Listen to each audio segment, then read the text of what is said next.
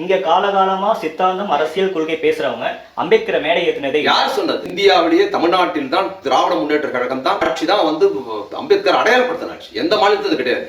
தமிழ்நாட்டு பெருந்தலைவர் காமராஜர் கூட சிறப்பா ஆண்டாரு. ஆனா அவர் அம்பேத்கர் அடையாளப்படுத்தவே இல்லை. தனக்கு சட்ட அமைச்சரா இருந்தாரு. மரா கக்கனுக்கு முக்கியத்துவம் கொடுத்தாரு, மத்தவங்களுக்கு முக்கியத்துவம் கொடுத்தாரு. அவங்களுக்கு ஏன் கொடுத்தாருன்னா அம்பேத்கருக்கு எதிராக காங்கிரஸ்க்குள் சேர்க்கப்பட்ட நபர்களுக்கு தான் காங்கிரஸ் முக்கியத்துவம் கொடுத்தது. கக்கன் அம்பேத்கர் பத்தி பேசவே மாட்டாரு. அவர் காந்தியை பத்தி பேசுவாரு, காங்கிரஸ் பத்தி பேசுவாரு. அம்பேத்கர் பத்தி பேசினா காங்கிரஸ் போஸ்டிங் கிடைச்சிருக்காரு.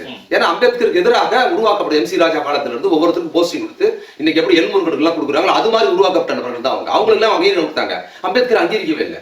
ஒரு தெருவுக்கு கூட சட்ட அமைச்சராக இருந்த அவர் பேர் தமிழ்நாட்டில் வச்சது கிடையாது அரசு ரீதியா. அது எப்போ வச்சது தெரியுமா?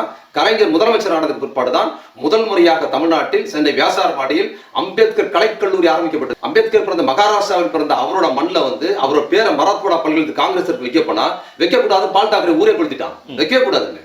அங்க பத்தி எறியும் போது இங்க என்ன பண்ணா தெரியுமா கலைஞர்? இந்த இடத்துல 1 கோடி கையெழுத்து வாங்கினாரு. மராத்வாடா பல்கலைக்கழகத்துக்கு தலைவர் அம்பேத்கர் பேரை வைக்கணும். தமிழ்நாடு முழுக்க சுத்தி திமுக காரர்கள் 1 கோடி கையெழுத்து வாங்கி அங்க அமிச்சாங்க. அதோட ஓயில நீ அரசியல் சட்டம் எழுத அம்பேத்கர் பேர் பல்கலைக்கழகத்தை வைக்க கூடாதுங்கிறியா, இந்த வாங்கிங்கிற மாதிரி என்ன பண்ணாரு? ஒரு தனி பல்கலைக்கழகத்தை சட்ட பல்கலைக்கழகத்தை உருவாக்குறாரு கலைஞர். உருவாக்கி அதுக்கு டாக்டர் அம்பேத்கர் சட்ட பல்கலைக்கழகம் பேர் வைத்தவர் கலைஞர்.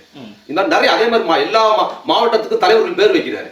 மதுரையில முத்துராமலிங்க தேவர் பேர் வைக்கிறாரு, இதுக்கு விருதுநகர் காமராஜர் பேர் வைக்கிறாரு, வஉசி பேர் வைக்கிறாரு, பெரியார் பேர் வைக்கிறாரு, அண்ணா பேர் வைக்கிறாரு.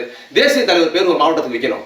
அண்ணா காந்தி பேரை வைக்கல. யார் பேர் வச்சார் தெரியுமா? வடார்காடு அம்பேத்கர் மாவட்டம் வைத்தவர் தலைவர் கலைஞர் வச்சாரு. முதல் முறையாக மணிமண்டபம் கட்டினார் அவர் தான் கட்டினாரு. இன்னைக்கு வந்திருக்கிற தளபதி பாத்தீங்கன்னா அவர் இந்தியாவில் எந்த முதலமைச்சரும் செய்யாத மாயாவதிலாம் இருந்த போது கூட செய்ய மாயாவதி கூட கலைஞர் அளவுக்கு செஞ்சது கிடையாது. இன்னொரு விஷயம் என்னன்னா தளபதி பண்ணது பாத்தீங்கன்னா அரசு அலுவலகங்கள்ல ஒரு தலித் அல்லாத அதிகாரி இருக்காங்கன்னா அம்பேத்கர் படத்தை மாட்ட விட மாட்டாங்க. அப்படி இருக்கிற சூழல் என்ன பண்ணாரு இன்னைக்கு இருக்கிற முதலமைச்சர்?